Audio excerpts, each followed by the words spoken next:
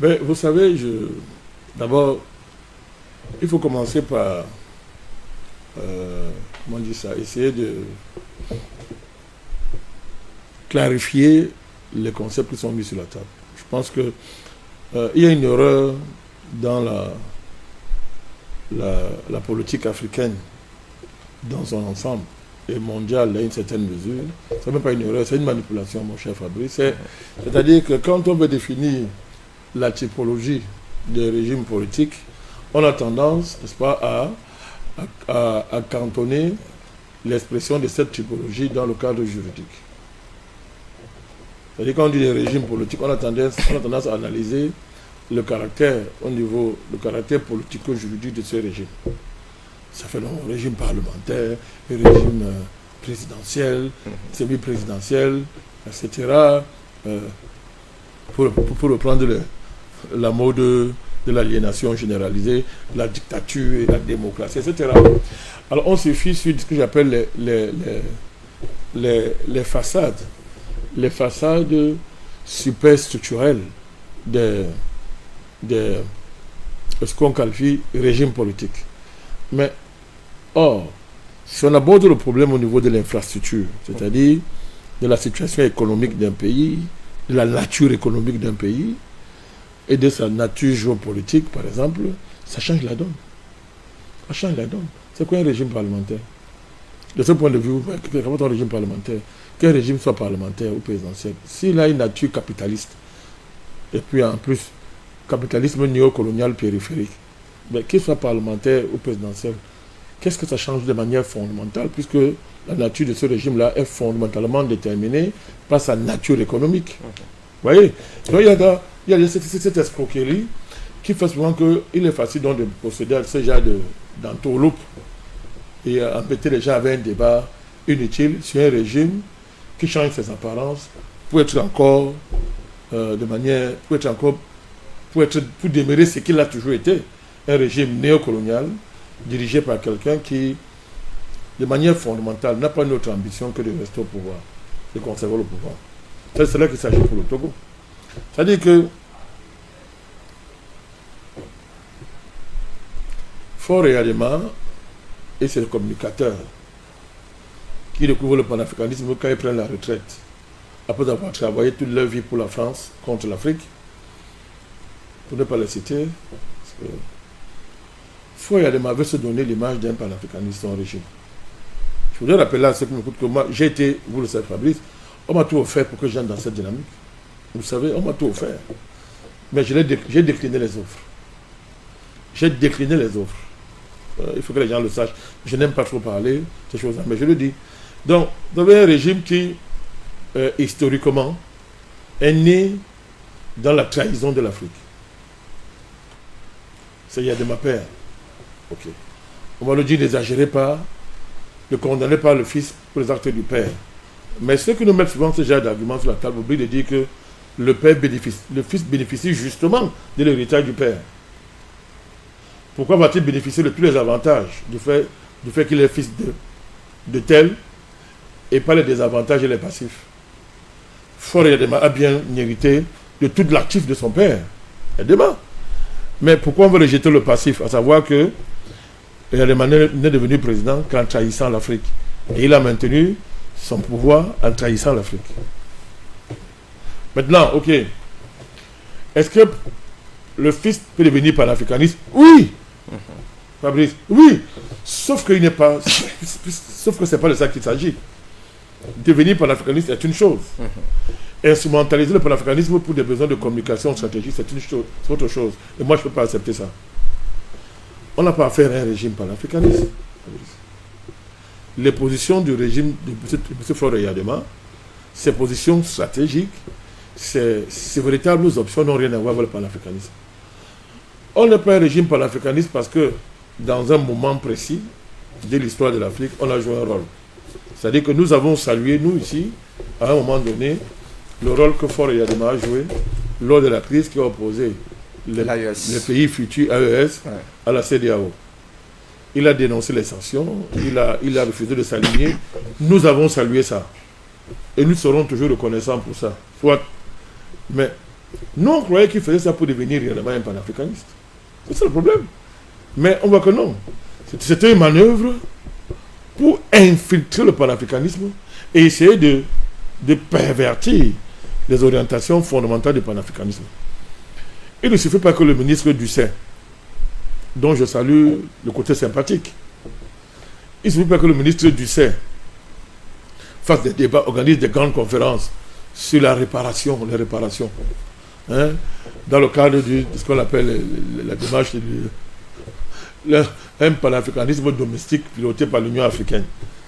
Il ne suffit pas qu'après l'Union africaine vienne nous dire que nous demandons les réparations aux Européens pour que ça soit une démarche panafricaniste. Non. Il faut une démarche de rupture avec l'impérialisme, une rupture avec la France-Afrique et l'impérialisme français de manière particulière, qui est la mère nourricière, qui est la matrice de naissance du régime togolais, c'est pas? Il faut cette rupture-là, il faut épouser toutes les batailles concrètes que les panafricanistes mènent sur le continent africain. Deuxièmement, de manière plus concrète, on peut venir diviser le front panafricaniste en créant un autre front panafricaniste où on recrute les anciens traîtres qui ont longtemps travaillé pour la France et qui aujourd'hui viennent se passer pour le panafricanisme. Donc, quand on a fait tout ça, mon cher Fabrice, ok, certains ont rêvé, certains ont cru. Donc, voilà donc ça. Voilà donc ça. Voilà donc le résultat. Si vous voulez demander, ben, tout ça alors finalement, c'était quoi? C'était donc pour venir nous présenter ce faux régime parlementaire qui est juste une habilité politique de M. Faure pour obtenir un pouvoir à vie. À quoi est-ce que c'est un faux régime parlementaire? Mais, tout à l'heure, je vous ai dit, on ne comprend pas un régime parlementaire, d'abord, qui est d'essence néocoloniale. Parce que l'économie togolaise est une économie néocoloniale, dans le cadre d'un capitalisme néocolonial périphérique. Un. De deux, la sélection parlementaire au Togo est une sélection qui est placée sous la coupe de la famille Yadema. Parce qu'il a des majorités automatiques. 103 sur 113. Une majorité automatique. Alors, donc, on voit très bien que là, c'est un faux régime parlementaire parce que les traditions politiques qui débouchent sur un régime parlementaire, si on veut prendre le nom là, au sens stricto sensu, n'existent pas au Togo. Allez prendre le régime parlementaire dans le monde. Analysez l'histoire, les trajectoires historiques et en termes de traditions politiques qui permettent l'émergence des régimes parlementaires. Vous verrez que là, on ne peut pas parler. C'est pour ça que je parle d'un faux régime parlementaire. D'un faux régime parlementaire. Parce que par essence, le régime parlementaire devrait plus ou moins déconcentrer les pouvoirs entre les mains d'un individu afin qu'il y ait une forme d'équilibre. Mais là, on a plutôt l'impression qu'on est dans un régime présidentiel très fort où on renforce davantage le pouvoir d'un individu qui est lui-même porté davantage par une majorité très obèse qui ne souffre d'aucune contestation. Et le président du Conseil des ministres. Tout à fait. Voilà, donc... quand vous prenez le parlementarisme anglais, prenez le parlementarisme dans le monde. Même du côté de l'Allemagne. L'Allemagne partout. Ouais. Je répète encore, allez voir dans quelles conditions ces régimes parlementaires émergent. Ce parlementarisme émerge là, n'a rien à voir avec ça. Pourquoi je parle de faux parlementarisme? Rien à voir avec ça. Une néocolonie, n'est-ce pas, qui n'a pas d'économie, qui n'a pas une véritable liberté diplomatique, qui n'a pas une véritable liberté stratégique et militaire, n'est-ce pas, qui n'a pas une tradition comment on dit ça, de fabrication de familles politiques qui permettent, n'est-ce pas, un véritable jeu parlementaire en termes d'usage, en termes de pratique, mon cher Fabrice, n'est-ce pas? Un matin, quelqu'un dit que bon, ok, il fait une entourloupe, il dit que désormais, on passe à un régime parlementaire. Et du coup, il a une majorité automatique. Il concentre tous les pouvoirs dans ses mains. C'est que j'ai des régimes parlementaires, ça. Dans le régime parlementaire, Fabrice Ndom, le régime parlementaire, il y a un certain niveau de partage de pouvoir. Tout à fait. Il y a un certain niveau de partage de pouvoir. Absolument. C'est pas? Donc, que ce soit déjà au niveau voilà, c'est parce qu'on dit qu'on est dans un régime parlementaire, par exemple, que le président devient un fantoche. Le président togolais, actuellement, il est moins qu'un fantoche. C'est un pot de fleurs qu'on a placé. Vous voyez, donc, un régime parlementaire, au sens strict sensu du mot, ce n'est pas comme ça que ça procède, c'est-à-dire la consécration d'une famille, d'une démarche dynastique, d'une démarche néo-dynastique, etc. Qu'on va maquiller, n'est-ce pas, par le mot parlementaire, parce que subitement, tout le pouvoir qui était présidentialisé, n'est-ce pas, on l'a transféré dans un parlement qui en réalité crée un vrai président qui est chef du conseil des ministres, parce qu'il a la majorité au parlement. Alors, les gens me diront que, les défenseurs vont me dire, oui, bon, ce n'est qu'une impression, si fort il y a des manières plus là, n'est-ce pas, ça peut changer. Le père n'était pas là, le père n'est plus là, le fils est là. Demain, le fils n'est pas là, le petit-fils sera là. Donc on est devant, moi je trouve que je trouve ça c'est pas sérieux. En tout cas, ça n'a rien de panafricaniste. Alors, que dire de Savi de Tové, qui est donc le nouveau président honorifique du côté du Togo?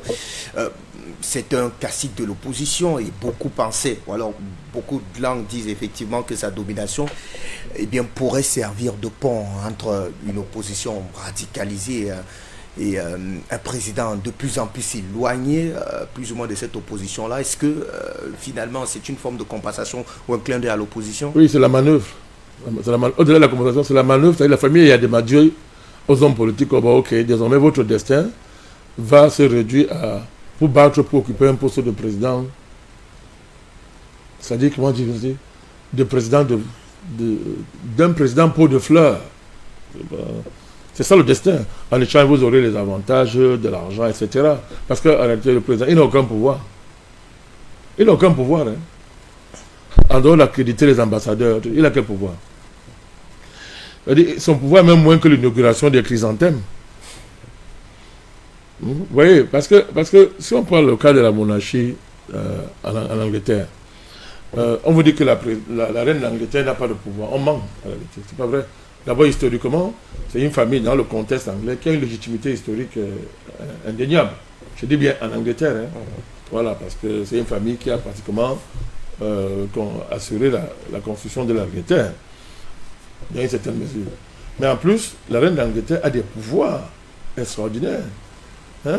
Le Premier ministre lui rencontre pratiquement la semaine. Elle a un rôle à jouer. Non, elle est en fait, même, elle semble inaugurer les chrysanthèmes, mais l'organisation du pays, les traditions du pays et les usages politiques font qu'elle demeure la véritable patronne du pays. Mais celui qui est là, je sais pas, il faut dire qu'il a même mieux dire qu'il n'y a même pas de président. C'était mieux. Parce que là, vraiment, c'est une fausse compensation, n'est-ce pas, qui va permettre à M. Faure Yadema, n'est-ce pas, de placer, n'est-ce pas, quelqu'un à la présidence pour gérer les faux équilibres du pays, sans que cela n'ait aucun impact sur sa puissance, sur la réalité du pouvoir que lui détient. C'est ça qu'il s'agit. Donc, dans le fond, le président Faure, M. Faure Gnassingbé, on a toujours envie de l'appeler président Faure Gnassingbé, n'a réellement pas cédé son pouvoir lorsqu'on vous écoute clairement. Il devient plus fort. Il devient plus fort.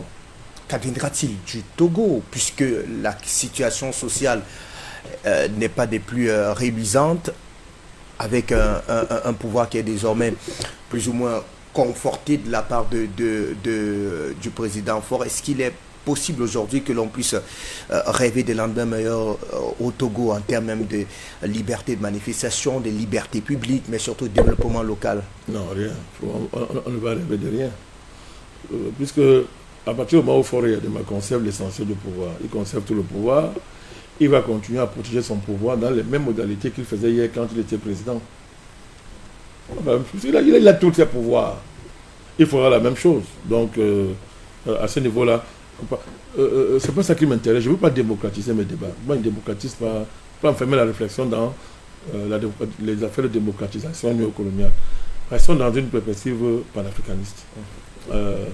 Le panafricanisme n'est pas incompatible avec les libertés.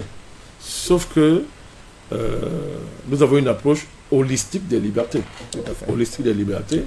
Nous n'avons pas l'approche occidentale des libertés qui détache la liberté de son pendant naturel qui est la collectivité. Donc, alors pour revenir à votre sujet, donc, que deviendra l'opposition, que deviendra le Togo? Ben, le peuple togolais n'est pas mort. Il n'est pas mort. Donc, lorsqu'il estimera qu'il ne peut pas supporter ce régime, il reprendra son pouvoir et ce qui va se passer, va se passer. Il ne faut pas désespérer. Ce type de bricolage politique peut marcher un temps, Fabrice, mais ça ne peut pas marcher tout le temps. Ça ne peut pas marcher tout le temps. Il y a un moment où...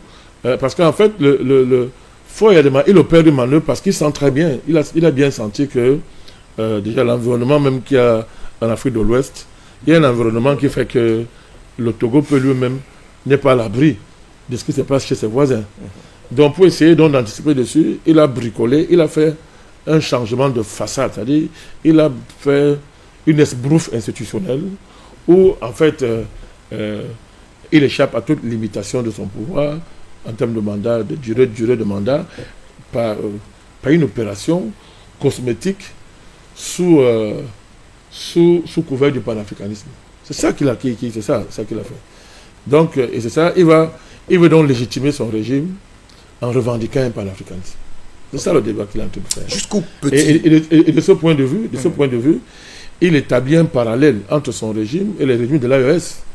Vous faites comme si, oui, bon, même si je suis différent, je vous ressemble un peu, on est ensemble, on mène les mêmes combats. Tu vois? Donc il y a tout ça. Donc, c'est une grosse manipulation. Jusqu'où peut-il aller? Parce qu'on a quand même l'impression qu'au-delà des régimes qui fâchent et peut-être qui divisent, on ne va pas les citer ici, au sein de l'Afrique de l'Est, il y aura ici quand même, quoi qu'on dise, président au pouvoir, trouver à chaque fois une parade. D'abord, il était frappé, du moins la Constitution, il y a eu un véritable tour de magie au sein du Parlement togolais pour pouvoir imposer une nouvelle Constitution par des manœuvres assez particulières, parce que là, sur la question de l'élection présidentielle, la Constitution prévoit que seule une élection référendaire peut véritablement modifier cette affaire. Cela est passé en douce au sein du Parlement togolais.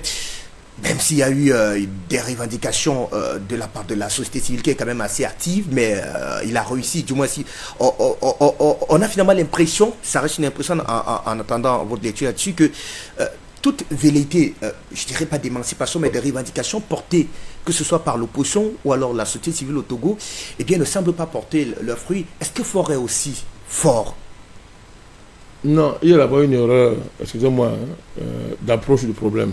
Je dis que le biais démocratique néocolonial ne peut pas expliquer les régimes comme le régime de Faure du Togo. C'est-à-dire, aborder ça sur l'angle démocratique, c'est enfantin, c'est puéril, c'est même bête à la limite. Il faut laisser ça à ces panafricanistes qui veulent être en même temps panafricanistes et des démocrates modèles occidentaux. Donc, le premier est simple. Ce régime dirige le pays depuis combien d'années? Thomas Faure, il est là depuis 2005. Non, depuis l'avènement du Togo comme État pays indépendant. Le premier président togolais, Sylvanus Olympio, on connaît l'histoire. C'était un panafricaniste avéré, Fabrice faut rappeler ça, un panafricaniste avéré qui lui, faisait du panafricanisme. Il appliquait un programme panafricaniste. Pas ce qu'on a tout droit là. Il voulait sortir briser la même mise de la France sur le Togo. Je ne parle pas de Sylvanus Olympio, le père de l'autre, de Gilles-Christ Olympio. Alors, les conditions de son assassinat sont connues, Fabrice Dom. La France, n'est-ce pas, a assassiné Sylvanus Olympio par le biais de M. Eyadema, avec la complicité des Américains, etc. Alors, il a été remplacé par M. Eyadema. Après ce Internet, vous allez voir à quelle année il prend le pouvoir. Et depuis ce moment-là, le nombre d'années passées au pouvoir. Quand Eyadema père décède, le fils le remplace, Fabrice Do, dans le cadre d'une succession dynastique, quasi-dynastique. Parce que là aussi, moi je suis très cohérent. En néocolonie, s'il y a dynastie, c'est dynastie néocoloniale. Parce qu'en dernière instance, ce sont les colons qui il faut avoir l'approbation des réseaux coloniaux pour laisser le pouvoir à votre fils. Donc, vous allez voir que depuis ce moment-là, la famille Eyadema a construit le paysage politique du pays. Il en a structuré les traditions. De 67 à 2005. Voilà. Pour le père. Et de 2005 à nos jours pour le fils. Calculez. Vous allez voir le nombre de temps que la famille de 67 à 2025, vous allez voir le nombre d'années que la famille Eyadema tient le pays. Tient le pays. Calculez, vous allez trouver, vous allez voir. Ça dit que c'est un régime plus de 70 ans, ils tiennent le pays. Bientôt, plus de 70 ans. Ils tiennent le pays. Si vous prenez 67 à 2025, vous allez voir le nombre d'années. Durant ces années-là, ils ont, c'est-à-dire que, je veux dire, toutes les traditions politiques du pays, ils les ont boulées, ils ont structuré la vie politique, tous les mécanismes informels, pas les informels, qui produisent les rapports de force formels au plan juridique, Fabrice, sont sous le contrôle de ces familles.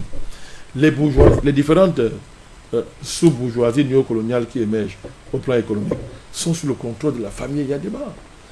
Toute l'activité économique du pays est sous le contrôle de la famille Eyadema.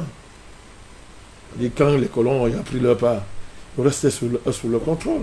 Donc c'est un peu comme si vous demandez, c'est un peu comme si vous venez au Maroc, par exemple, vous croyez que les hommes politiques, dans leur majorité au Maroc, peuvent fonctionner en dehors des traditions, n'est-ce pas, des mécanismes informels et des usages, n'est-ce pas, que la monarchie a imposé au pays depuis que le pays est devenu indépendant. Donc c'est là où il y a une erreur de venir analyser en termes de discours d'un formalisme démocratique purement inconsistant, des réalités anthropologico-politiques, des réalités anthropologico-historiques qui montrent que le pays là, que le soit de la plan de la coutume politique, des usages politiques, des us et usages politiques, etc., contrôle le pays. Contrôle le pays. Alors, donc, c'est ça la réalité. On est parlant de la construction, alors du cas gabonais avec une construction tout aussi particulière, où on avait l'impression effectivement que cela ne pouvait pas être déconstruit, démonté, finalement, peut-être salaire avec la prestation de serment du général Brice-Clotaire Oligui Nguema le week-end dernier. Est-ce que le cas du Togo, comment va-t-on réussir, puisque généralement sur le cas de la Côte d'Ivoire, vous êtes assez optimiste, mais comment va-t-on faire pour sortir véritablement le Togo de cet enclos? Mon cher Fabrice, c'est-à-dire que vous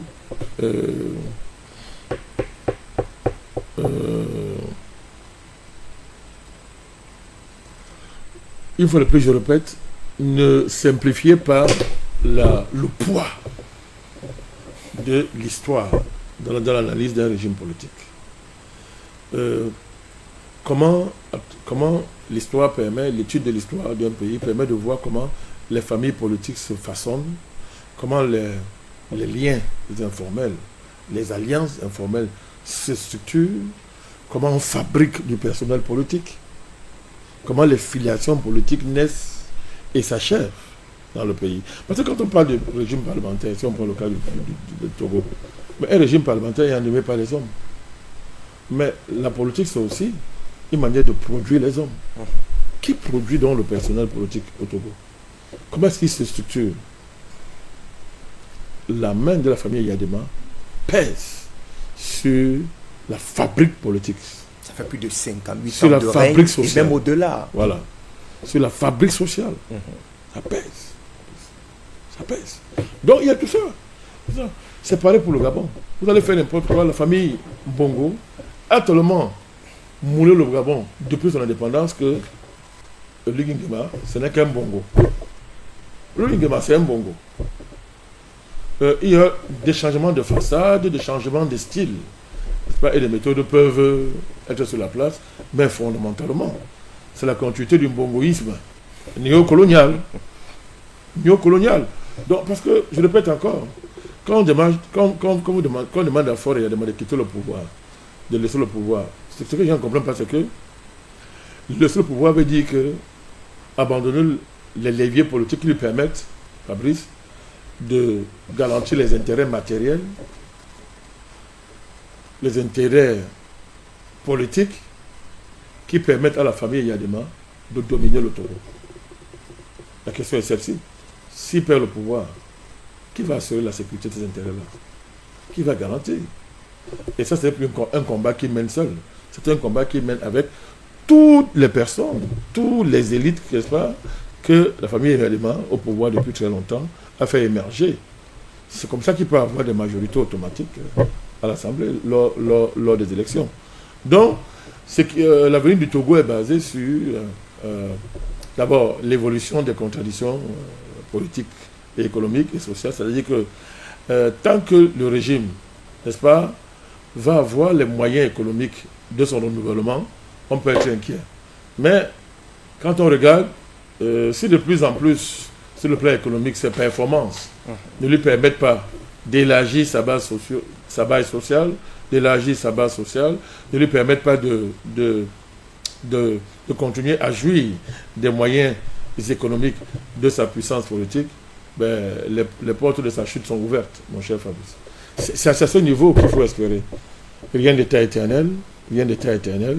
Ce régime ne sera pas éternel. Donc, les conditions de sa chute sont inscrites, Fabrice, et là je vais insister, hein, les conditions de sa chute sont inscrites dans la manière dont il a conçu et conçoit, n'est-ce pas, sa domination, n'est-ce pas, sur le pays. Donc, les germes de la chute de ce régime sont dans le régime lui-même. Et donc une implosion en interne pourrait donc faire tout voler en éclats et permettre effectivement à ce qu'une forme de redistribution des cartes pour un équilibre peut-être social bien sûr, une conjoncture économique défavorable, une évolution rapide dans la sous-région peut créer les conditions de la chute du régime. Donc rien n'est géré. D'ailleurs, ça me permet je ne sais pas si on va y revenir parlant de l'AES, ça permet, tout ça est à mettre en compte avec les évolutions qui travaillent aussi, l'ensemble de l'AES, l'ensemble du Sahel, avec l'enjeu majeur qui se crée aujourd'hui autour du Maroc, par exemple. Tout ça, ce n'est pas exclu quand on veut comprendre ces évolutions-là. Ce n'est pas exclu. On ne peut pas exclure l'enjeu marocain quand on voit tout ça. On va voir les alliances qui se tissent, le faux jeu panafricaniste que Faure Yadema joue, tout ça. Il ne faut pas isoler ça de toutes les recompositions qu'on voit au sein du Sahel et dont la relation avec le Maroc cristallise ces différentes recompositions. Voilà.